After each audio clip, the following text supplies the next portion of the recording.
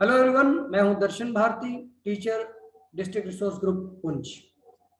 Students, हमने अपनी 9th class का जो हमारी इकोनॉमिक्स एंड डिजास्टर मैनेजमेंट है, इसका चैप्टर 1 हमने स्टार्ट किया था, मनी एंड बैंकिंग। इसमें हमने जो पार्ट 1 में पढ़ा था इवेल्युएशन ऑफ मनी, और मनी से पहले जो बार्टर सिस्टम था, किस प्रकार ट्रांजिशन होता था, ट्रांजैक्शन किस प्रकार होती थी, सेल एंड परचेज कैसे सिस्टम क्या था, उस पर हम लोगों ने बात की थी। अभी इसका जो पार्ट 2 है उसमें हम लोग जो है मॉडर्न फॉर्म्स ऑफ मनी पढ़ेंगे। मॉडर्न फॉर्म्स ऑफ मनी यानी कि पहले अगर कमोडिटी मनी था, अलग अलग कॉन्सेप्ट से मनी के हम लोगों ने जो पिछले चैप्टर में जो पहले लेसन में हम लोगों ने पढ़ा था, तो आज हम मॉडर्न फॉर्म्स की बात करेंगे।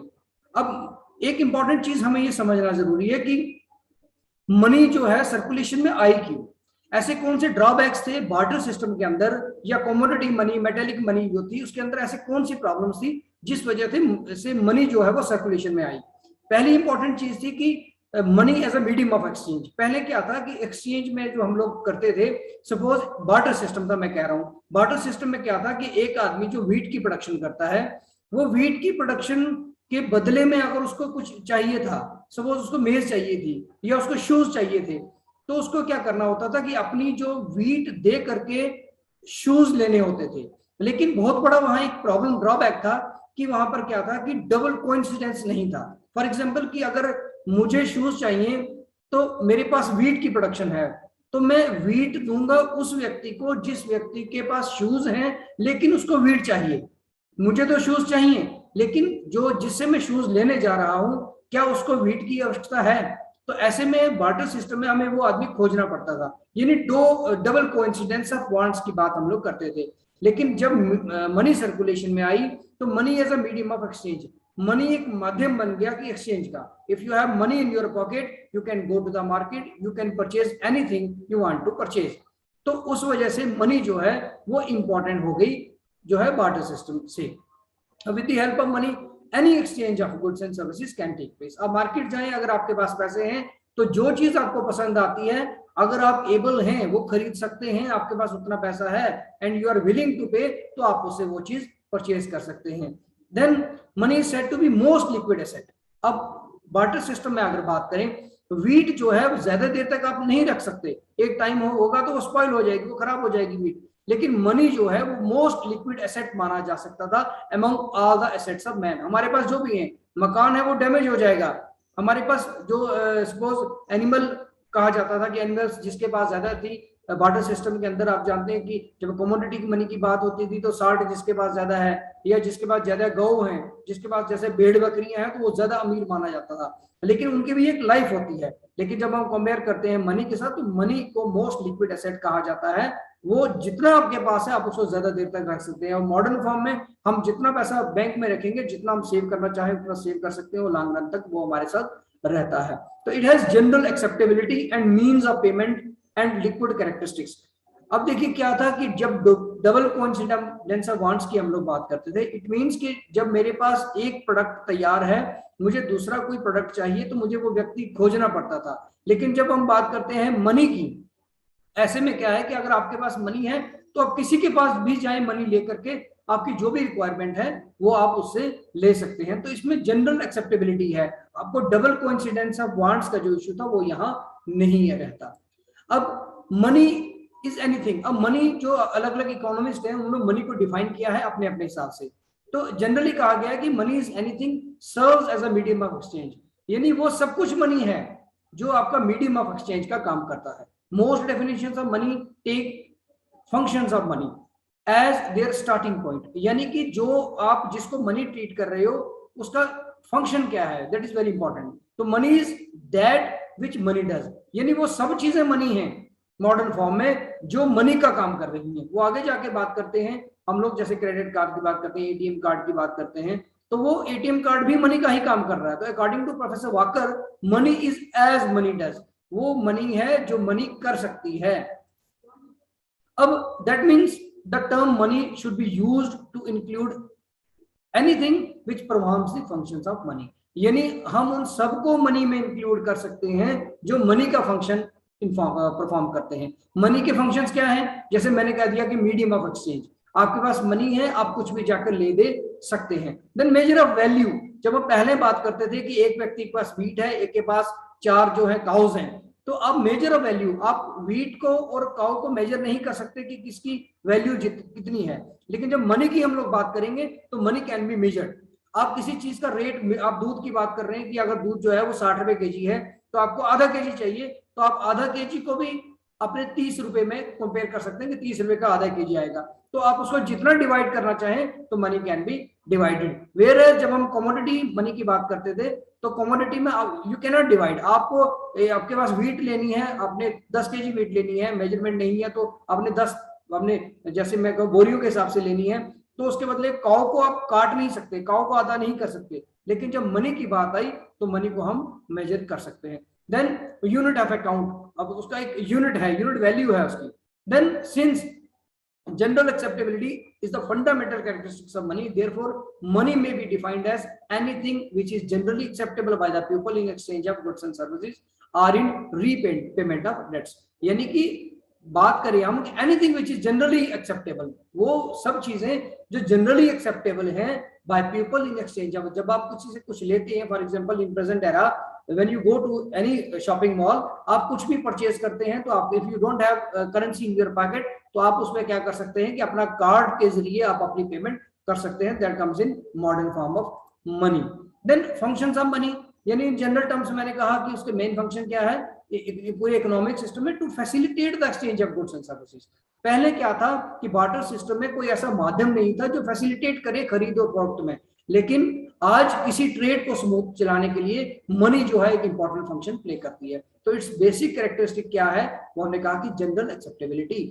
तो अब कन्वेंशनली हम मनी की बात करें, money performs the following 4 main functions, each of which overcome one और the other difficulty of barter. Barter system के अंदर जो जो परेशानियां थी वो मॉडर्न मनी ने उसको दूर किया है। जैसे मीडियम ऑफ एक्सचेंज की बात की हमने मेजर ऑफ वैल्यू की बात करती। अब इंपॉर्टेंट चीज हमें जो समझना है, हमारे जो एग्जाम में आता है कि जो प्राइमरी फंक्शंस मनी के क्या है, यानी एक तो मीडियम ऑफ एक्सचेंज, हमने कहा कि पैसा देकर आप कुछ भी ले सकते हैं। देन मेजर ऑफ वैल्यू, हमने कहा कि बार्टर सिस्टम के अंदर मेजरमेंट का कोई सिस्टम नहीं था कि आप उसकी वैल्यू को मेजर करें कि काउ कितने की है।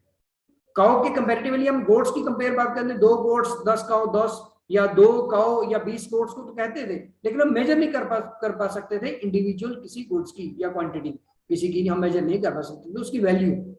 इसके प्राइमरी फंक्शंस थे because there are prime importance. There are standard of deferred payment. अब डेफर्ड पेमेंट क्या है, आपने कुछ ले लिया उसको बाद में आप लोग पे करेंगे। And store of value, money को हमने स्टोर कर लिया, जब हम चाहेंगे तब इस्तेमाल करेंगे। These are secondary functions of money. और प्राइमरी कौन से, सेकेंडरी कौन से हैं, ये अक्सर एग्जाम में आपके क्वेश्चन आता है, because they are derived from the primary. Secondary function जो भी है वो हमें डिराइव कहां से हुआ है, प्राइमरी फंक्शन से। अब मॉडर्न फॉर्म की बात करें कि मॉडर्न जो करेंसी आई, बार्टर सिस्टम से हम लोग निकल गए, बहुत सारे इश्यूज थे, हमने उसको फेस करने के बाद जैसे जैसे इवैल्यूएशन हुई तब तक मॉडर्न मनी जो है वो सर्कुलेशन में आने लगी। अब मॉडर्न फॉर्म्स ऑफ मनी में जब हम बात करें उसमें क्या है, एक तो हम करेंसी। करेंसी मीन्स हमारे जो नोट्स हैं, हमारे जितने भी नोट्स हैं, करेंसी नोट्स हैं, वो आपके 5 से लेकर के 2000 तक का जो नोट है वो सारे के सारे हमारे करेंसी नोट्स में आते हैं। Then demand deposits. Demand deposits क्या है वो आगे जाके हम लोग डिस्कस करेंगे। देन थर्ड इंपॉर्टेंट जो आज की डेट में माना जा रहा है दैट इज प्लास्टिक मनी। और डिजिटली बहुत बड़े पैमाने पर बहुत सारी ऐसी कंट्रीज हैं जो प्लास्टिक मनी को अडॉप्ट कर रही हैं और करेंसी को कहीं ना कहीं पीछे छोड़ा जा रहा है। उसके बहुत सारे कारण हैं, वो कारणों में हमने अभी नहीं जाना है।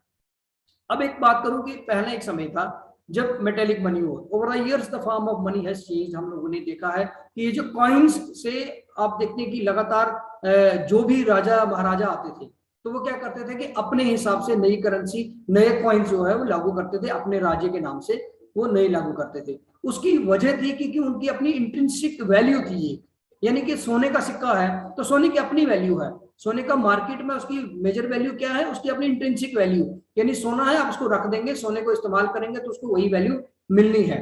वहीं अगर कंपेयर करें आज की डेट में, आप 100 का नोट हाथ में पकड़िए, उस 100 के नोट की अगर जो इंट्रिंसिक वैल्यू है, जिसकी अपनी वैल्यू है, वो कुछ नहीं है, लेकिन उसके ऊपर जो पैसा लिखा हुआ है कि 100 रुपए, उन 100 रुपए की वैल्यू है। इट मींस वो फिएट करेंसी, उसको फिएट मनी कहा जाता है।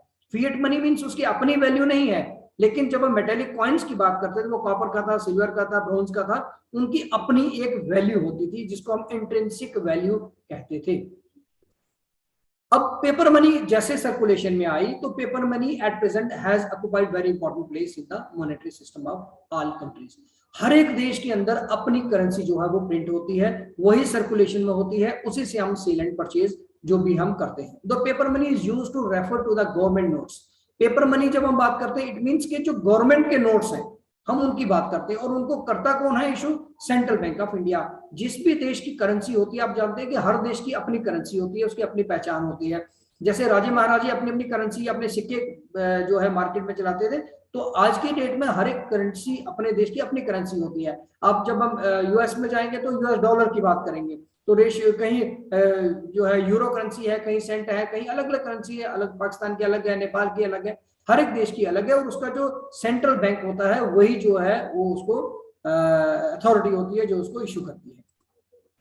आज की डेट में अगर हम देखें, 50 रुपए के से लेकर 1 रुपए का, 2 रुपए का, 5 या 10 का सिक्का है, या 5 से लेकर 2000 तक के जितने भी नोट्स हैं, ये सारे के सारे इशू हमारी जो है जो सेंट्रल बैंक है वो करता है। तो अभी क्या हम लोगों ने सोचा कि have you ever wondered why paper notes are accepted as a medium of exchange? Paper notes को ये क्यों मीडियम ऑफ एक्सचेंज माना जा सकता है, यानी जो गवर्नमेंट ने इशू किया है। मैं अगर किसी एक कागज के ऊपर लिखता हूं 2000 रुपीज, तो उसको क्यों नहीं माना जाता? वो भी तो कागज के ऊपर भी लिखा हुआ है, उसकी भी तो अपनी इंट्रिंसिक वैल्यू नहीं है, वो भी तो सिंपल कागज पे है, ये भी कागज पे है। लेकिन ऐसा इंपॉर्टेंट क्यों है कि जो गवर्नमेंट के नोट्स हैं वही जो है मीडियम ऑफ एक्सचेंज माने जाते हैं? उसके पीछे कारण है। पहला कारण है, it is authorised by the government of our country. जो कंट्री की गवर्नमेंट है वही, उसी के पास ऑनरशिप है, वही अथोराइज्ड है अपने देश के करेंसी नोट्स एंड कॉइन्स छापने की। तो in India currency notes and coins are issued by the Reserve Bank of India on the behalf of government.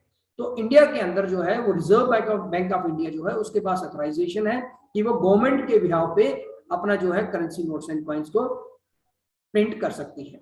Then दूसरी इंपॉर्टेंट चीज है कि नो पर्सन और organisation is allowed to issue currency. It means कि Reserve Bank जो central bank होता है वो हमारे देश का रिजर्व बैंक ऑफ इंडिया है। इट मींस कि रिजर्व बैंक के अलावा कोई भी ऐसी एजेंसी या ऑर्गेनाइजेशन नहीं है, कोई इंडिविजुअल नहीं है जिसको एम्पावर किया गया है कि वो करेंसी नोट्स एंड कॉइन्स को प्रिंट करे। मोreover, no person in India can legally refuse a payment made in rupees। अब एक इंपॉर्टेंट चीज है कि आप किसी के पास जाते हैं बार्टर सिस्टम के अंदर मेज लेकर के। अब वाटर सिस्टम के अंदर क्योंकि उस टाइम डिमांड्स बहुत ज्यादा नहीं होती थी, बेसिक रिक्वायरमेंट्स की बात होती थी, खाने पीने की चीजें चाहिए थी, सर्वाइवल के लिए कपड़ा चाहिए था, तो उन्हीं चीजों की बात होती थी। लेकिन आज जैसे जैसे टेक्नोलॉजी एडवांस हो रही है, आज हमें टीवी भी चाहिए, फ्रिज भी चाहिए, हमें बहुत सारी चीजें चाहिए। तो ऐसे में अगर आप करेंसी नोट्स एंड कॉइन्स लेकर के मार्केट में जाते हैं किसी के पास, उसको बोलते हैं मुझे फला चीज चाहिए, अगर वो आपको इनकार करता है इट मीन्स कि वो क्राइम कर रहा है। क्यों? क्योंकि जो गवर्नमेंट ने जो करेंसी निकाली है उसको कोई लीगली रिफ्यूज नहीं कर सकता। अगर उसको रिफ्यूज करता है कि मैं ये 100 का नोट नहीं लूंगा, इट मींस कि वो एक क्राइम कर रहा है, वो एक इलीगल एक्टिविटी है। हमें कुछ चीजें याद में रखनी है, क्या कि currency notes and coins of India are valid only in India. किसी भी देश का, मैं खाली इंडिया की बात नहीं करूंगा, किसी भी देश का जो उसके देश की नोट्स एंड कॉइन्स है वो वैलिड होते हैं, उस देश के अंदर ही मान्य माने जाते हैं। अगर उस देश से बाहर जाकर के, सपोज आप जाते हैं 100 रुपए का नोट लेकर के, यहाँ से आप यूएस चले जाते हैं, तो वहां मार्केट बोलते हैं यही 100 रुपया दो, मुझे फला चीज दो, तो वो आपको नहीं देगा। वहां वो क्राइम नहीं है क्योंकि उस देश की अपनी करेंसी है। सिमिलरली हमारे देश में कोई बाहर से आता है तो वो अपना डॉलर देकर के कुछ लेना चाहता है, तो हम उसको इनकार कर सकते हैं क्योंकि हमारे यहाँ चलन जो है वो इंडियन करेंसी का है। तो इंडियन करेंसी, क्योंकि दूसरी इंपॉर्टेंट चीज है कि हर देश की करेंसी की अपनी इंटरनेशनल मार्केट में एक वैल्यू होती है।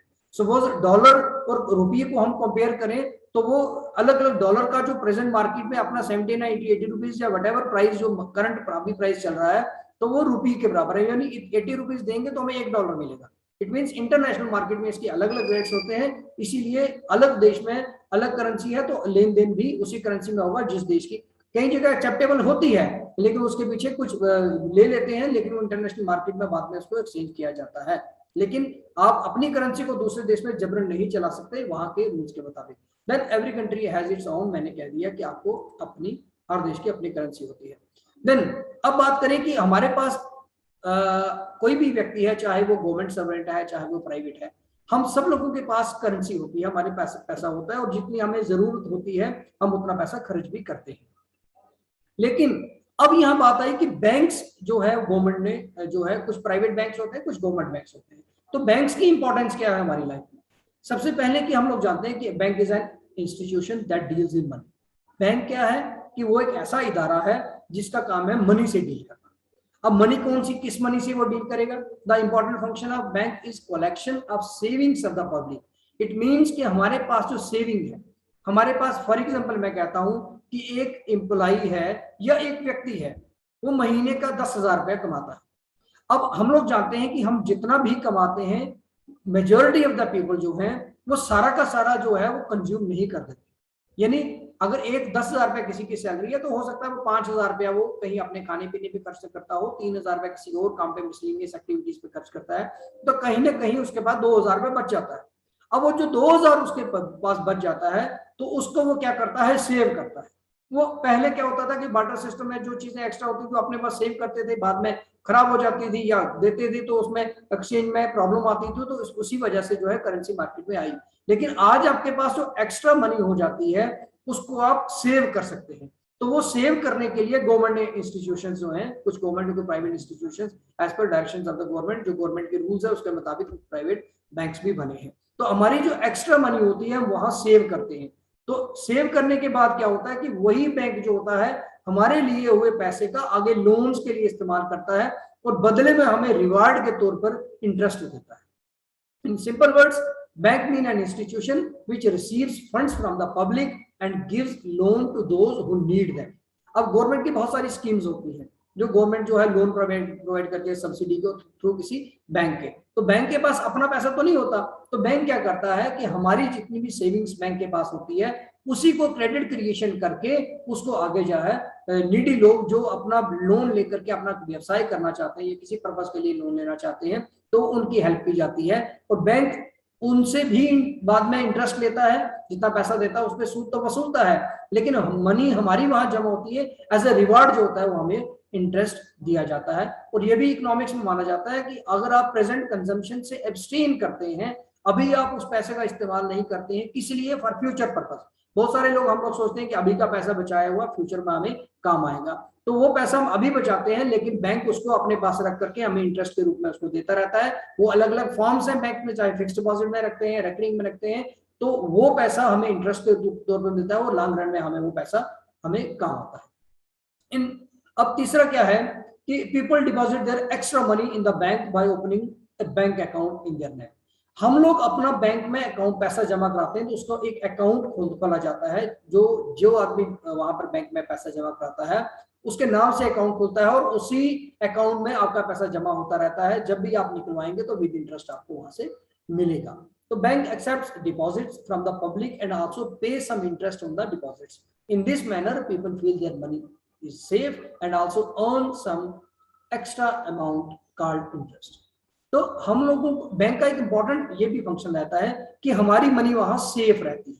फॉर एग्जांपल, मैं मनी अपने पास रखता जाता हूँ, अपने पास जितना पैसा आएगा सेव रखता जाता हूँ, कल कुछ भी हो सकता है, मेरे घर में प्रॉब्लम हो सकती है, डाका पड़ सकता है, नेचुरल कैलेमिटी में मेरा मकान टूट सकता है, तो ऐसे में क्या होता है कि जब हम बैंक के पास रखते हैं तो बैंक पैसा जितना भी डिपॉजिट हो गया वो आपके अकाउंट, डिजिटल अकाउंट में चला गया है, तो आप उसको कहीं भी जाकर के, देश या विदेश में भी जाकर के अपने पैसे को निकलवाना चाहें तो एक माध्यम से आप वहां से अपना पैसा निकलवा सकते हैं। अब डिपॉजिट्स इज कमर्शियल बैंक्स। अब अगर हम बात करूं कि जब भी कमर्शियल बैंक्स, क्योंकि एक मैंने सेंट्रल बैंक कहा, आरबीआई है हमारा, दूसरा कमर्शियल बैंक्स। कमर्शियल बैंक्स कौन से होते हैं? जो डील करते हैं मनी के साथ फॉर देयर अर्निंग्स, उनकी अपनी भी अर्निंग होती है बैंक्स की। तो कमर्शियल बैंक्स जो होते हैं उनके पास अलग अलग अकाउंट्स होते हैं बैंक में। एक होता है सेविंग अकाउंट, जो हम जनरली हम लोग सारे करवाते हैं, उसमें हम जितना भी पैसा जमा करवाना चाहें, थोड़ा करवाएं, मंथली करवाएं, ज्यादा करवाएं, कम करवाएं, या हमें लगता है कि पूरी की पूरी सैलरी चली जाती है, बीच में निकलवा भी सकते हैं, तो उसका एक सेट पैटर्न है कि आप उस अकाउंट के नाम से अगर आपका सेविंग अकाउंट खुल जाता है तो उसके ऊपर रिवार्ड के तौर पे आपको क्या मिलता है? The bank the simplest form of bank account open by individual. सबसे आसान तरीका बैंक में खुलवाना चाहें तो वो सेविंग अकाउंट है। इसमें आपको इंटरेस्ट दिया जाता है but not as compare to other, वो ज्यादा नहीं होता। फॉर एग्जाम्पल मैं बात करूं कि दूसरा किसी हम फिक्स डिपॉजिट की बात करें, वहां पैसा जमा कराते वहां रेट ऑफ इंटरेस्ट ज्यादा होता है, लेकिन सेविंग में कम होता है, क्योंकि सेविंग में ऐसा इशू होता है कि आपकी माइनर बहुत कम सेविंग भी हो सकती है और कभी भी आप निकलवाते हैं उसमें तो इस वजह से उसका रेट ऑफ इंटरेस्ट जो होता है कम होता है as compare to other some schemes. दूसरा एक इंपॉर्टेंट होता है अकाउंट हमारा होता है current account. Current account generally maintained by businessman, traders and firms.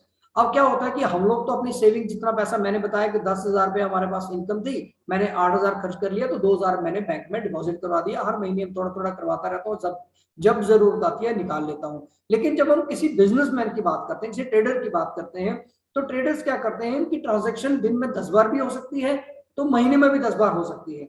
तो वो कभी भी बड़ा अमाउंट, हम तो सेविंग्स में मैक्सिमम क्या होता है कि लोग छोटा अमाउंट जो है वो सेव करते हैं, थोड़ा थोड़ा करते रहते हैं बीच बीच में। लेकिन जब करंट अकाउंट की बात करूं तो करंट अकाउंट मैक्सिमम बड़े बिग ट्रेडर्स का होता है, जो लाखों की करोड़ों की ट्रांजैक्शन दिन में 10 बार भी करते हैं। तो ऐसे में उस अकाउंट के ऊपर रेट ऑफ इंटरेस्ट का जो होता है नहीं होता है, no rate of interest, no interest is given to the depositor.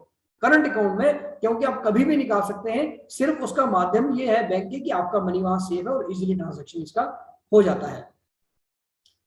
अब उसके बाद एक रेकरिंग डिपॉजिट आता है, जो अक्सर हम लोग करते हैं, जो मिडिल क्लास फैमिली के बच्चे लोग होते हैं, मिडिल क्लास फैमिलीज यही करती हैं रेकरिंग डिपॉजिट।